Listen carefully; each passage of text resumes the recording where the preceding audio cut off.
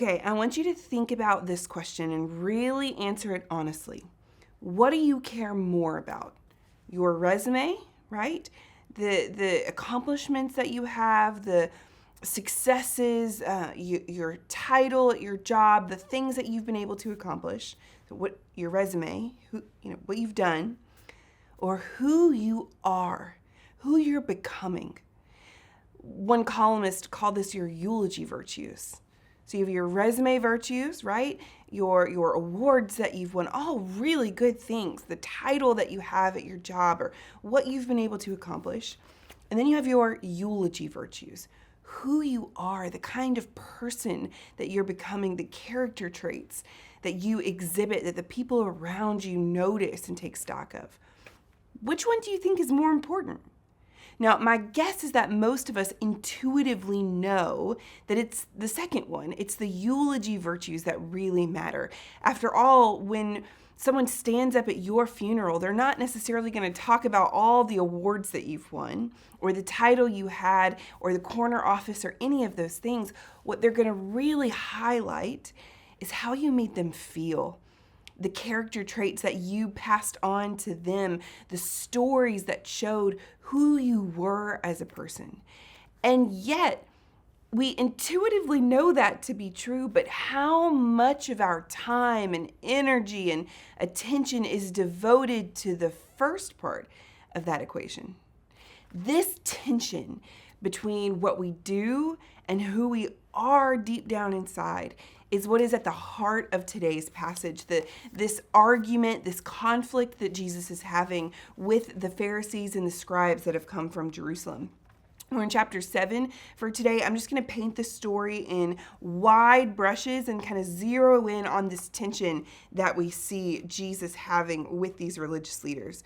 So it all starts when the religious leaders notice that Jesus' disciples are eating their meals without first washing their hands, which for some of you is like immediately no. We wash our hands. You're like germaphobes. You wash your hands before every meal, and that's great. But they're not doing this because they're germaphobes, right? They may not even know about germs at this point in history. This practice of hand washing was more about the idea of being ritually pure. It was a way of marking them as distinct, as part of God's community. It was a ritual, a religious ritual that before they eat, they're going to wash their hands. They're going to show that they are clean and belonging to God. It set them apart. So a well-meaning tradition, and they're wondering why, Jesus, why don't your followers partake in this exact same tradition?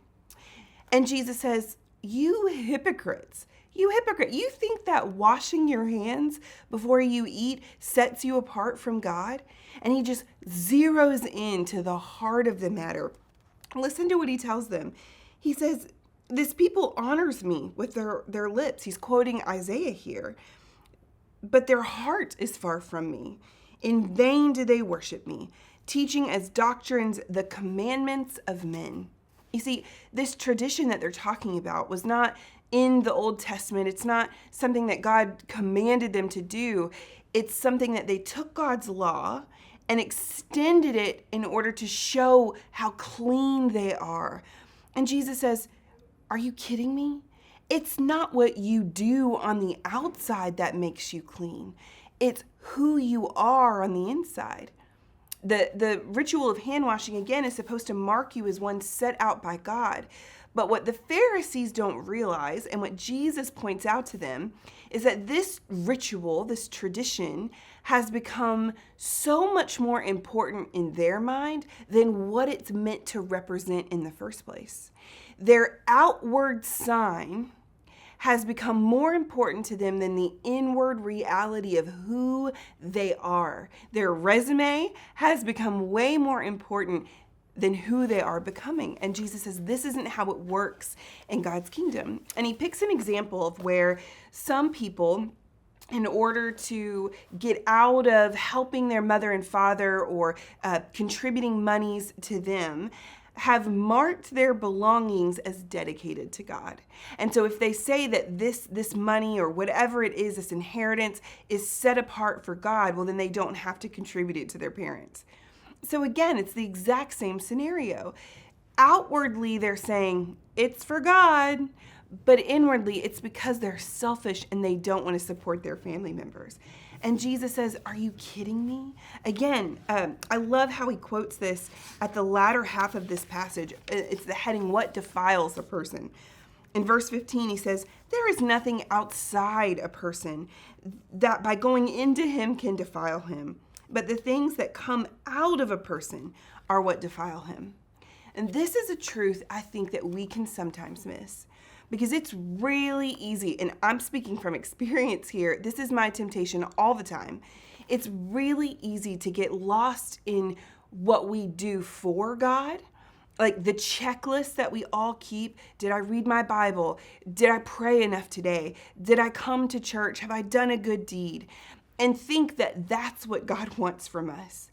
That's not what God wants from us. What God wants from us is our heart. Jesus is far more concerned with the kind of people we're becoming than what we're doing, our empty rituals.